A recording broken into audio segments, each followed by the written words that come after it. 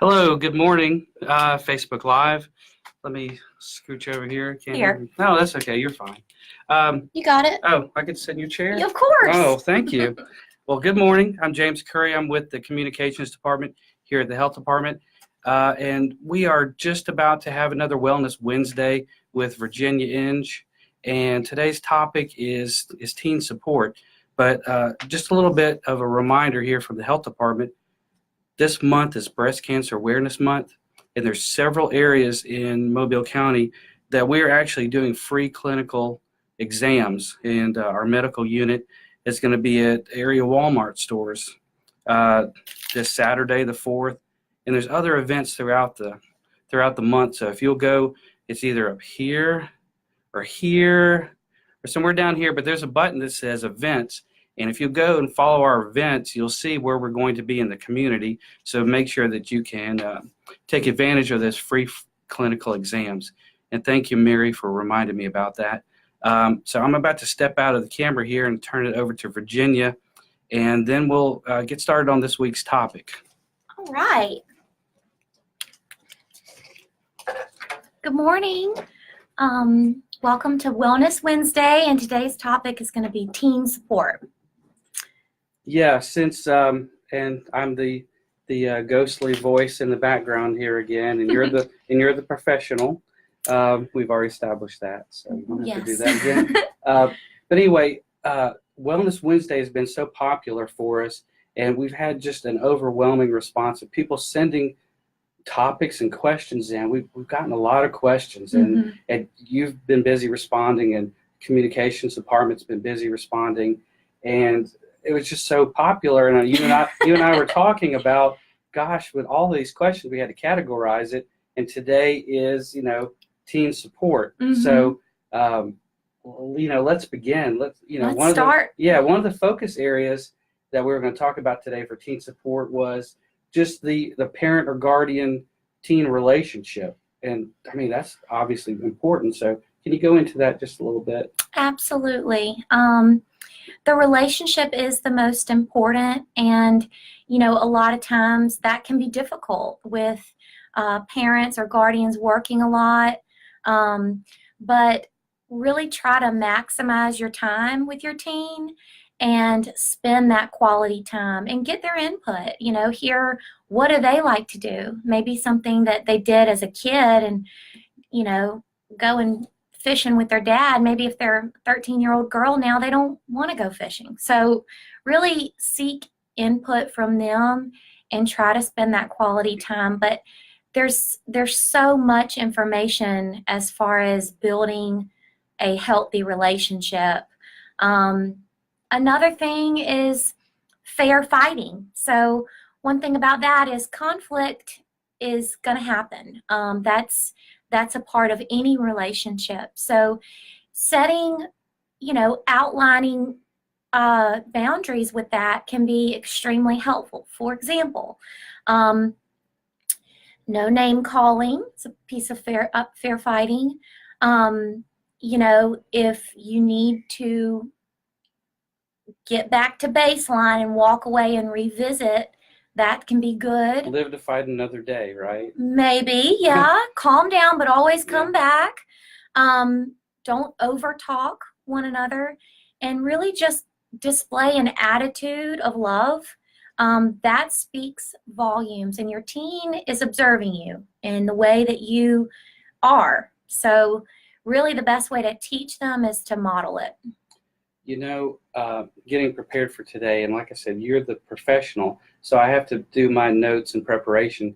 But one of the things that I read this week in preparation for today was, if you're a parent of a young child, or a parent of someone that's under 18, figure out when they become 18 years old, like when they would be going off to college, and count backwards, and it'll tell you exactly how much time you have left with them in the home.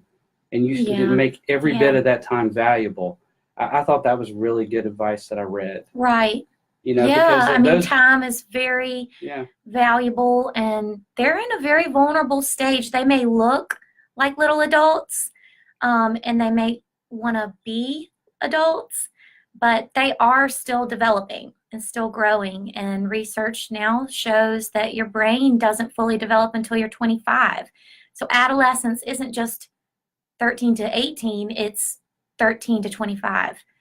But at the same time, respecting them and that, partnering with them. They essentially are becoming an adult. So help them learn to self-manage and regulate their emotion and things like that and make good decisions as they get into adulthood. Because essentially, they could be out of the home at 18 years old. But at the same time, they're under your roof, so you can set the rules. I'm not just all happy, you need to have discipline in the home. Sometimes youth really need that structure. Yeah, be a parent more than a friend, right? Yeah, and I mean, sometimes it can be hard to find like a good medium, but just talk to your teen. And one thing that I've done in counseling for them is together, when you're not mad, when you're in a good place, set up some reasonable family rules and do it together. Get their input, partner with them. Can really help. For example, when you're at the dinner table, put your phones, iPhones, whatever, away and be present. That could be a rule. Clean up after yourself, make your bed. That could be a rule as well. There's a lot of rules around my house around dinner time because that is our time together with no distractions, and that's how we reconnect. So I'm glad you brought that up. Yeah. So let's say they're struggling, and it looks like maybe they've got some self-esteem issues possibly. So could you address that specifically? Well, definitely pay attention to maybe signs of low self-esteem. That could look like them just being negative a lot, being withdrawn in their room a lot, things like that. And really try to help them build a healthy self-esteem. Again, just showing them that they are of value by spending some time with them can be helpful. Even if that's like movie night, it can sometimes be difficult for parents to talk with their teen. So oftentimes, it's easier if, say, you take a walk, do activity together and in talking. But self-esteem is something that's important, maybe encouraging their own positive thinking about themselves and encouraging them on who to trust with regard to friends. Because if they're with a bunch of rude, mean friends, that's going to really impact their self-esteem. So, saying be conscious of who you're befriending and who you're spending time with, because that has a huge impact.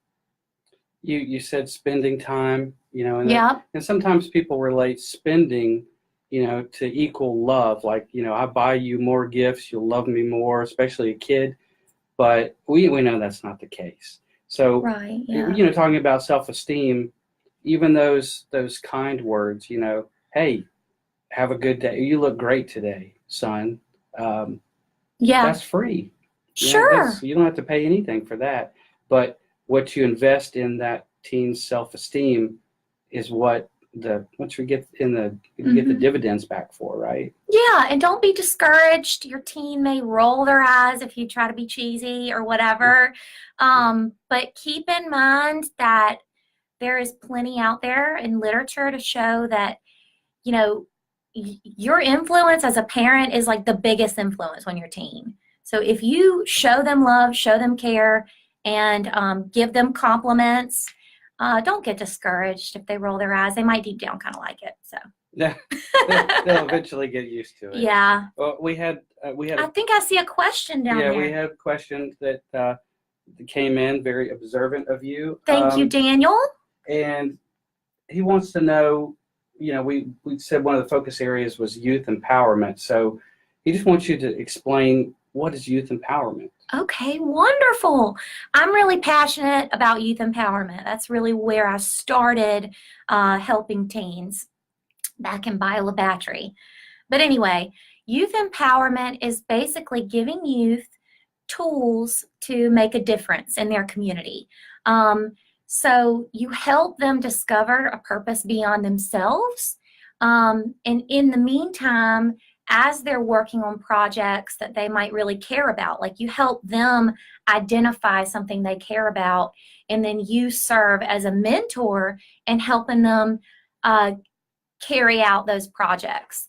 As far as bringing youth empowerment into the home in a family component, really, I think I mentioned this a second ago, but I encourage the partnership piece. You're essentially helping them become a thriving adult.